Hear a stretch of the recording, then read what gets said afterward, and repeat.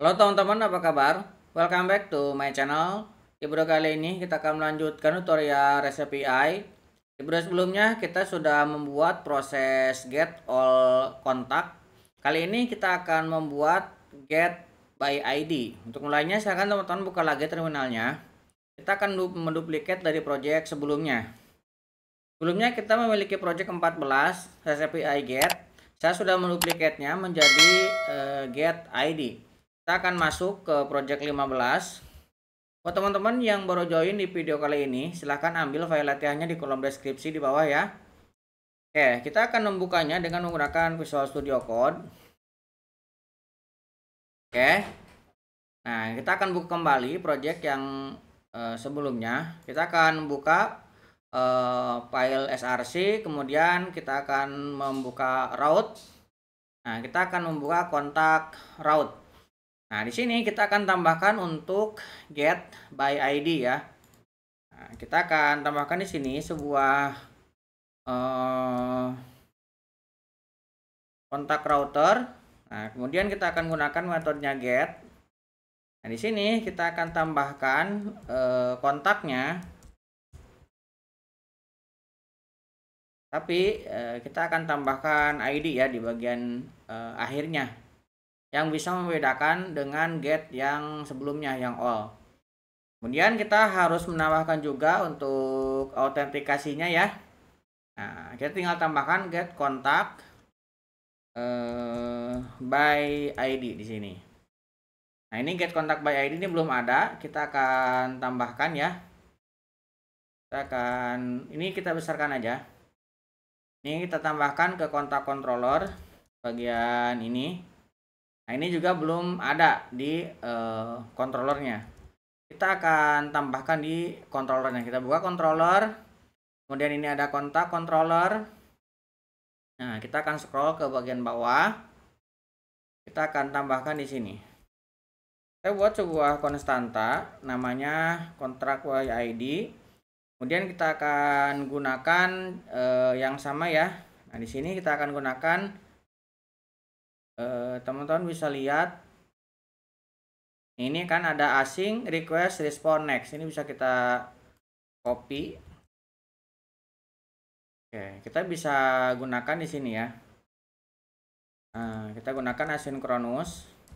Kemudian kita bisa menggunakan ini. Oke. Nah, ini bisa kita kirimkan ke get constant YID-nya. Ini asingnya ada 2. Kita butuh 1 aja. Kemudian kita tambahkan juga try catch di sini untuk error handlingnya. Kita akan tambahkan di bagian bawah sini penanganan error yang sama ya.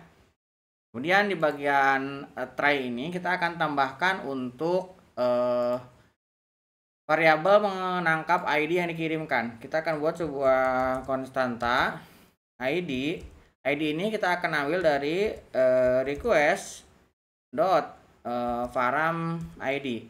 Nah, ID yang ini harus sama ya dengan ID yang kita buat di sini. Nah, kalau misalkan di sini teman-teman menulisnya key, maka di bagian sini juga key. Karena di sini saya menulisnya adalah ID, maka kita tangkap dengan nama yang sama yaitu ID. Oke, kemudian kita akan coba untuk membuat sebuah konstanta kontak. Nah, kontak ini kita akan gunakan void. Kita akan ambil dari kontak. Kita akan boleh find by ID karena kita akan menggunakan beberapa kondisi. Saya akan gunakan find all ya. Saya akan gunakan find all. Nanti kita akan tambahkan di sini beberapa kondisi ya. Saya akan includekan address. Kemudian saya akan tambahkan juga kondisinya yaitu ID ya, kontak ID. Kemudian nanti akan include adalah address. Nah, kondisi yang menjadi filter adalah ID yang dari kontaknya, bukan dari addressnya.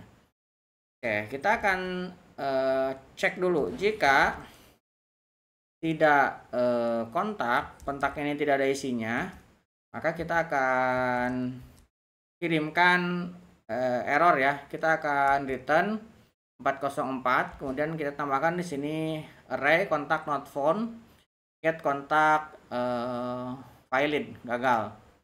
Nah, kemudian kalau misalkan dia tidak null, maka kita akan returnkan untuk respon 200-nya. Nah, respon 200 errornya kosong, get kontak successful, kemudian kita akan lampirkan data kontaknya ke sini. Ya, ini bisa kita save. Ini kita akan coba, teman-teman buka lagi yang ininya ya. Kita bisa, ini ada banyak get, kita bisa gunakan yang ini aja, yang refresh token ya. Kita bisa gunakan API, kemudian kontak, kita gunakan yang ini. Nah, kita pertama akan mengambil dulu semua kontak, karena kan kita belum memiliki ID ya. Kita akan send. Nah, di sini error karena belum kita jalankan. Kita buka lagi, control backtick. Dan teman-teman bisa ketikkan npm run dev. Kita jalankan.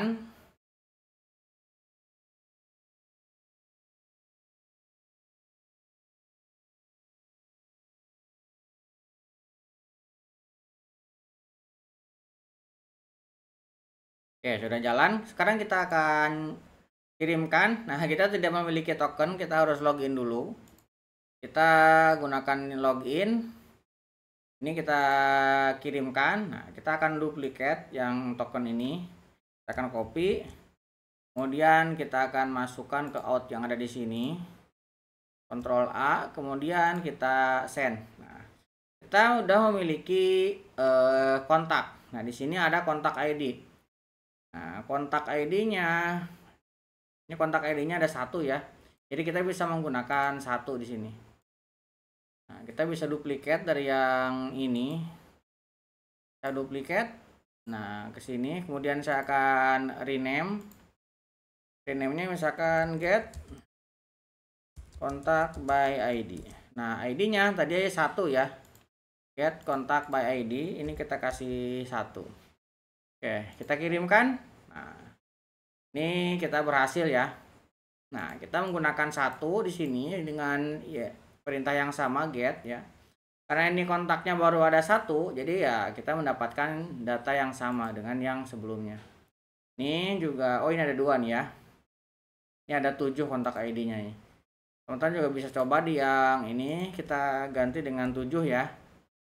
Kita kirimkan. Nah, kita juga bisa mendapatkannya, kontak yang ID-nya 7. Oke, untuk get kontak by ID kurang lebih seperti itu. Sangat mudah ya, karena memang tidak membutuhkan filter yang lebih kompleks. Nah, di video selanjutnya kita akan membuat sebuah apa ya, untuk update kontak dengan beberapa data. Jadi datanya bisa berupa seperti ini bentuknya ya. Jadi ada kontak, kemudian ada address. Nanti kita buat supaya ketika melakukan update itu bisa kedua-duanya terupdate. Mudah-mudahan bisa untuk teman-teman. Buat teman-teman yang belum subscribe, jangan lupa subscribe dan nyalakan tombol loncengnya. Sampai ketemu di video selanjutnya.